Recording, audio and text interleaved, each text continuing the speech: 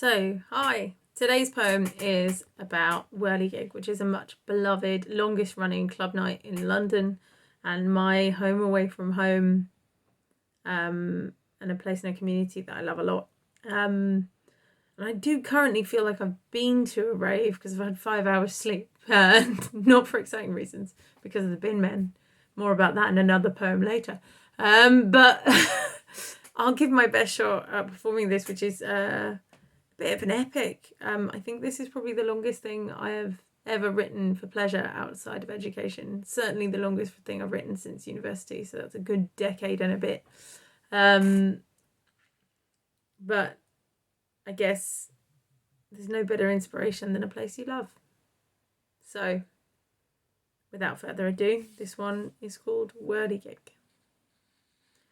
I dreamt of dancing all night, whirling into the dawn, my one and only vision, this slumber, so rapt was I enraptured.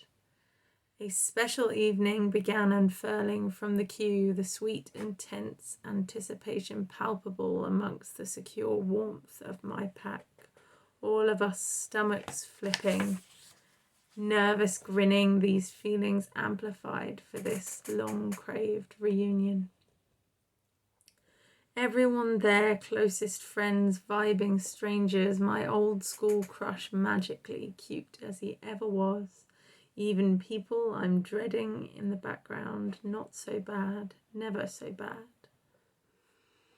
On first stepping inside, welcomes flood every sense, that familiar bass line, leaping yet insistent, worldly yet particular, to here, right here, is the score to both our collective relief, breathing out, sighing fully for the first time in a year, and my first sight of our shining club mother, a little beacon, a huge force of love and safety who makes this place different, who gathers all to her, but the community who stay are those that know how to gather in this holy place of swirling colours.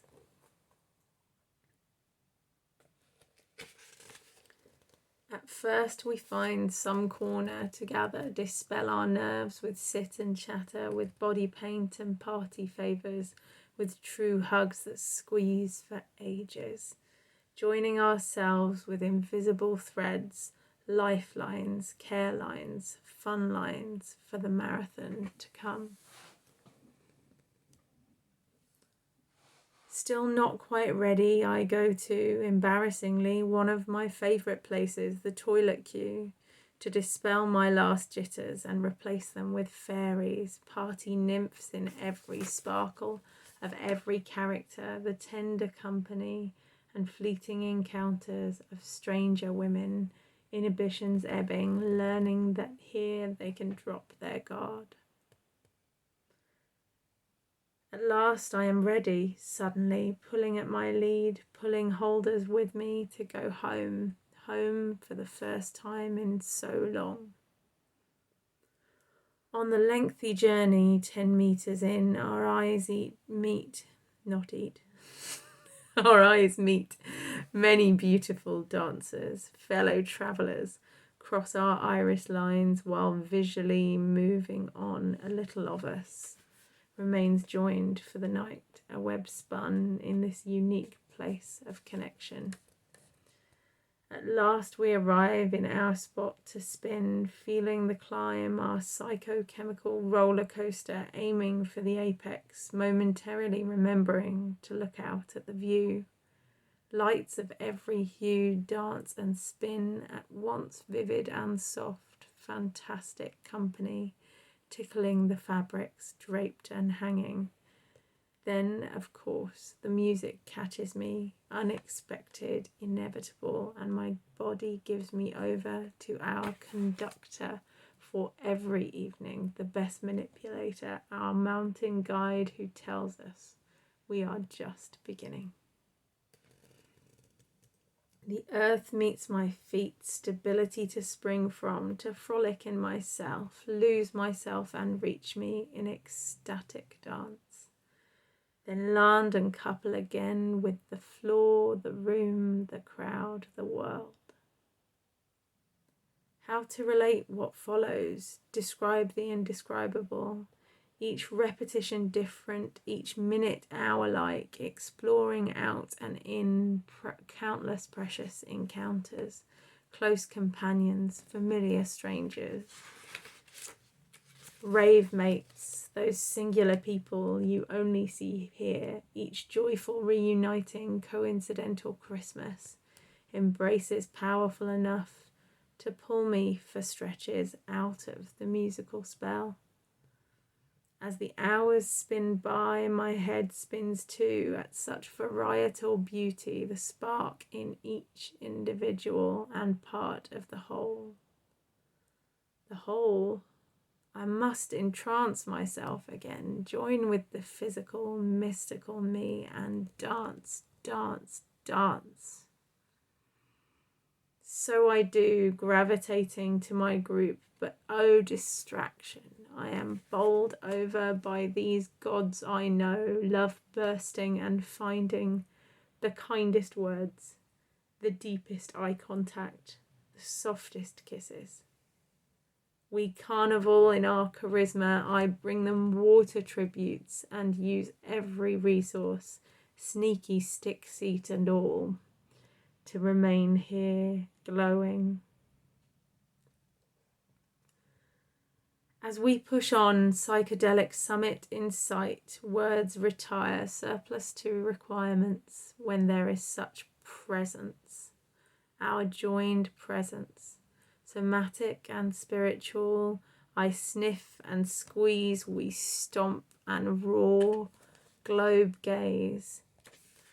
Luck blinding, grateful climax, what can we do but dance in thanks? Spring and shake off tiredness, spoons borrowed, no questions. I hang on, you hold me, linked. All crescendos must draw to a close, this done with care, characteristic of here.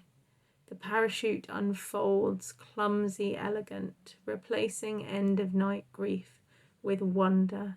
We huddle together, touch so thoughtful, light mesmerized. True to its name, while the moment it unravelled jerked us a little, this beloved old parachute lends our descent a grace that did not remain individually, gives us a buffer to real-world concerns. Best till last Mary speaks, words we didn't know we needed, shot through with love, meaning feather-laden, and we listen as children. Sometimes I cannot contain my clamouring thanks for this, my most transcendent adventure, reliably mystical every return novel, shouting devotions at her feet. So relieved to not be a teacher here, not be my own parent, be bold and careless, yet still held. As it is with the experience, it was with the dream and the poem scribbling. When you begin, you cannot conceive the depth, breadth, and length of the thing. One gets wonderfully lost, loses time and tense to grasp something greater. Awakening this morning, longing sharply for this shifting homeland, now a year away, a consoling realization settled on me, fine glitter. Close friends have spoken and party elves have posted of their lockdown rave fantasies. Thus we are still together, fairies in waiting, collective dreaming of Whirl-Y-Gig.